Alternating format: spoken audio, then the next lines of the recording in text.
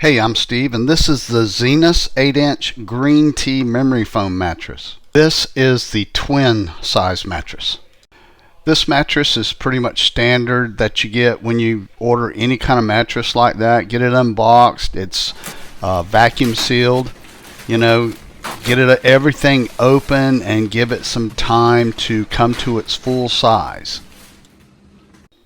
Okay, that's the top side of the mattress. Let's go ahead and break the vacuum seal and let this mattress start filling out.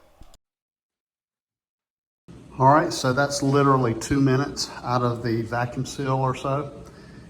Alright, so for a point of reference, it has been out of the vacuum bag for about 1 hour.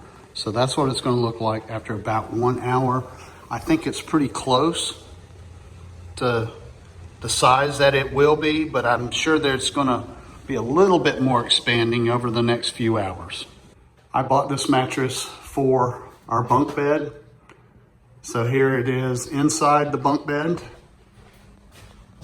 Twin size. It fits perfectly and laid on it, and it is super comfortable. So if you're looking at one, I think you'll be very, very happy with it.